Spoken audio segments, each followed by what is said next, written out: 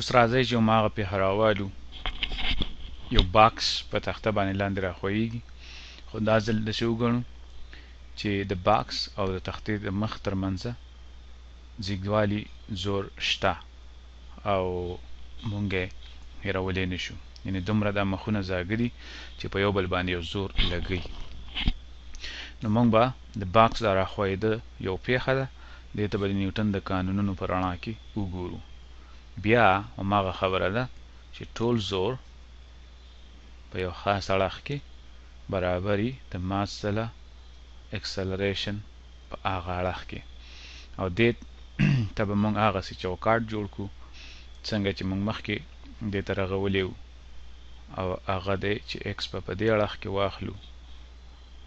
د تختې سره سره به دا زمونږ ایکس اړخ شي او د دې بیخي نیغ په نیغه یا پرپینډیکولر دې ته به وای اړخ ووایو او دا ایکویشن به مونږ د دغه دوو اړخونو دپاره روڼ کړو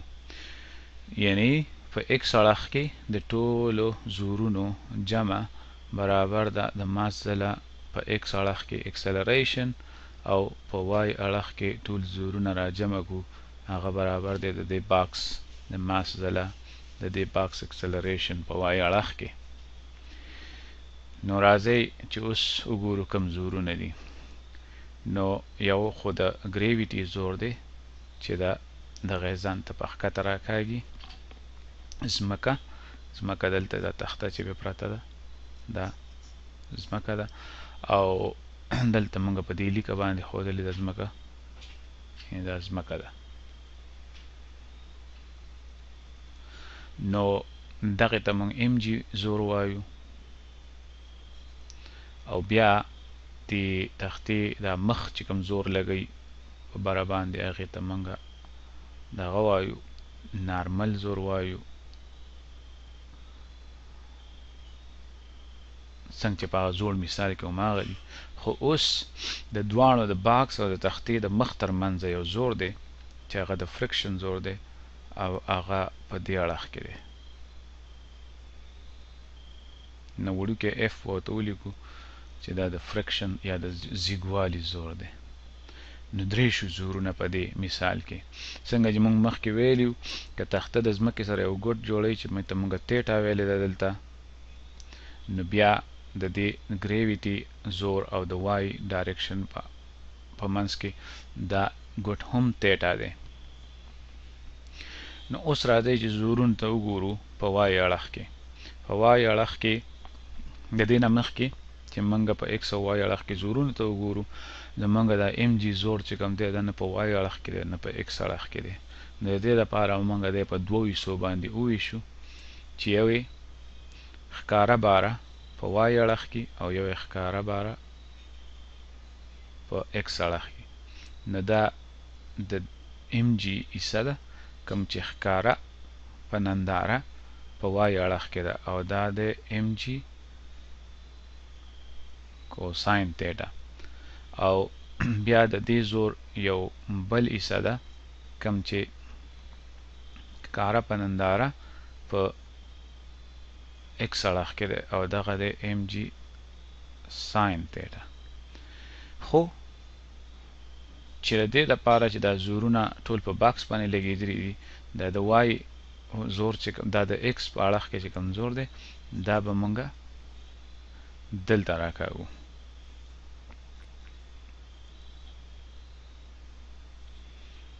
د وای اړخ زور به مونږ راکاږو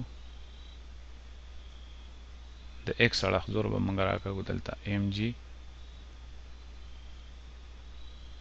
ساین تیټا اوس دغه ګریویټي دا زور ام جي به لرې کړو ځکه چې مونږ د دې حصې جوړې کړې دې ته اوس ضرورت نشته نو راځئ چې اوس دغه ایکویشنز ته وګورو په وای اړخ کې به ترې ړومبی کړو په وای اړخ کې ټول زورونه اف ان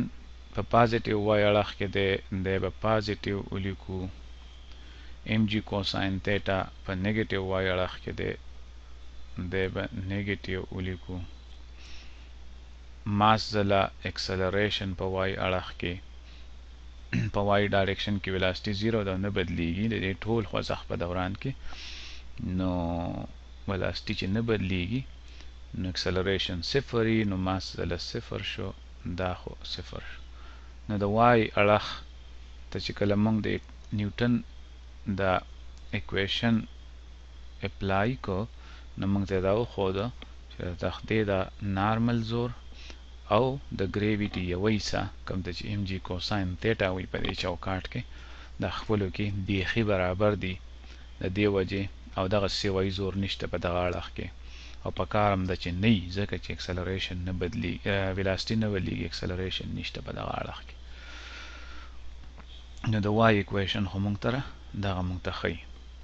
اوس راځئ چې وګورو د ایکس اړخ ته زه به دلته دا باکس پرېږدم چې د وای اړخ نه موږ سره کوم اکویشن راغلی دا موږ ته په کار راځي لږ ساعت کې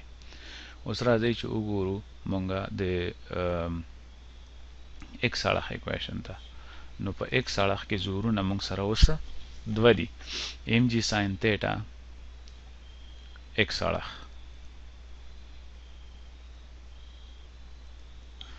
ام جي ساین تیټا موږ سره په پازیټیو ایکس اړخ کې دی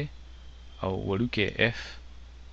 فرکشن چې کوم دی هغه په نیګیټیو ایکس اړخ کې نه هغه مې نیګیټیو ولیکو دا به برابر وي د دې باکس ماس ځله اکسلریشن په ایکس اړخ کې د دې مطلب دا شو چې دا اکسلریشن په ایکس اړخ کې برابر شو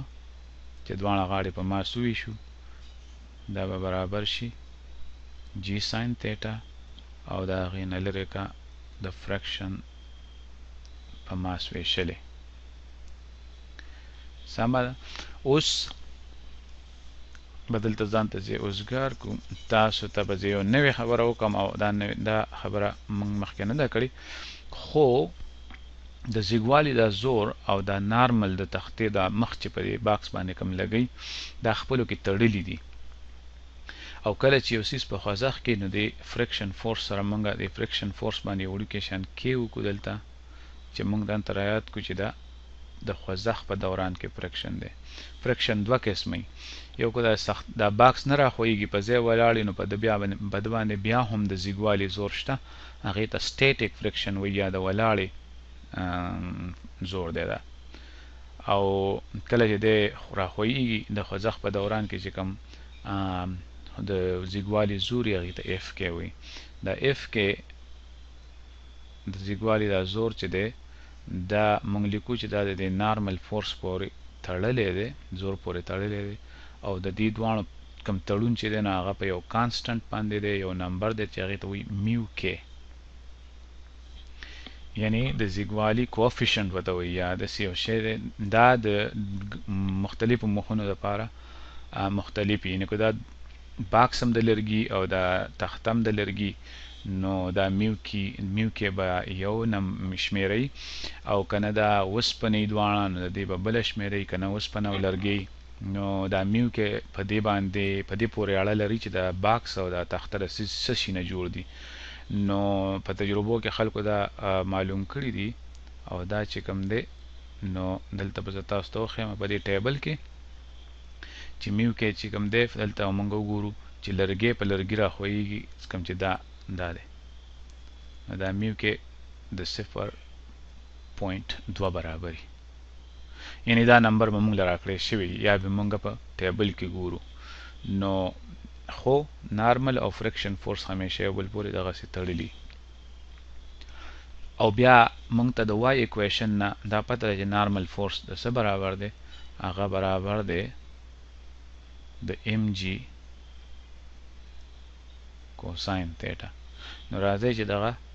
اف کې دا ویلیو دلته ولګو او موږ ته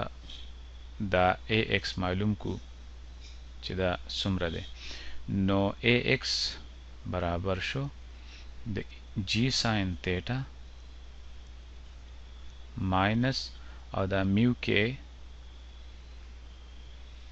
ام جی کوساین تیټا او بیا په ام باندې ویشلې نو ام د ام سره لاړ او موږ سره دا ا ایکس راغی د جی ساین تیټا ماینس میو کې جی کوساین تیټا. دا ایکویشن هم په کار راوست، دا به د منځه لرې کو. اوس تاسو ګورئ دا جی پکې شریک دی، نو دلته موږ سره راغی ساین تیټا او د هغې نه لرې کا میو کې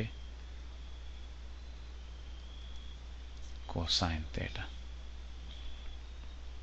نو اوس مثال په توګه دا کو لرګی په لرګي راخویږي، نو دا میو کې د 0.2 برابر دی. نو راځئ چې په دې کې اوس دا انسی ولګو چې دا موږ ته څه وایي څومره. راځئ چې داسې وګڼو چې د تختې د کوم ګوټ چې جوړ کړی دا د 10 ډیګرو دی. نو دا باکس چې راخویږي لرګی په لرګي راخویږي، نو د ده به څومره اکسلریشن په دغه اړخ کې. نو 9.8 خو جی دی، ساین د 10 ډیګرو او لرګی په لرګي راخویږي، نو چې موږ ټیبل کې وګورو نو موږ ته 0.2 میلاویږي. نو دغه میو کې 0.2 شو او بیا د 10 کوساین، نو دا خو 9.8 شو، دا ساین د 10 د نیم برابر، نه دا خو دغه شو او د هغې نه به لرې کو. اوس راځئ چې وګورو چې کوساین د 10 د څه برابري. نو د 10 کوساین موږ سره برابري د دغې او هغې له به ضرب ورکو په 0.2 کې، دغې نه به دغه راشي او د دغې نه به نیم لرې کو، دغه به راشي او هغې له به بیا ضرب ورکو په 9.8 کې.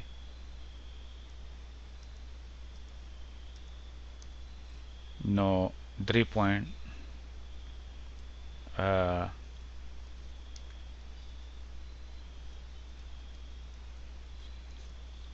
د دې نه موږ سره راغی 3.2 میټره په یو سیکنډ کې طاقت 2. اوس راځئ چې تاسو ته بیا را یاد کړم چې کله یو څیز موږ سره په فری فال کې بیخي آزاد راغورځېږي ځمکې پلو، نو د ده چې کوم اکسلریشن یې هغه د جی برابري او 9.8 میټره، یعنی ویلاسټي ډېره په تیزۍ سره بدلیږي، 9.8 میټره په یو سیکنډ طاقت 2 کې. کله چې موږ په منځ کې تخته کېښوده نو د اوس ځمکې پلو خو راځي، خو په دې اړخ باندې راځي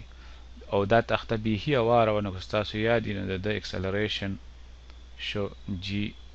ساین تیټا، یعنې زیږوالي زور نه و. اوس که زیږوالی هم پکې موږ شامل کړو نو دغه اکسلریشن نور هم کم شو، د جی ساین تیټا نه دا شو جی ساین تیټا او ورسره لږ نور کم هم پکې راغی میو کې جی کوساین تیټا. نو د 10 ډیګرو لپاره چې تخته بیخي هواره وه دا موږ سره 4.9 میټره په یو سیکنډ کې طاقت 2 او اوس چې زیږوالی هم پکې شامل شو نو ایله 3.2 میټره په یو سیکنډ طاقت 2 کې دومره اکسلریشن پکې پاتې شو. نو تاسو وکتل چې نور زورونه هم پکې شاملیږي او هغه د خوځښت په چپ وي، نو اکسلریشن نور هم په ښکته ځي. نو په دې باندې به نور بحث جاري ساتو، نور مثالونه به کوو دغه شان او د نیوټن په دې قانونونو باندې به زمونږ مټ پخېږي ورو ورو.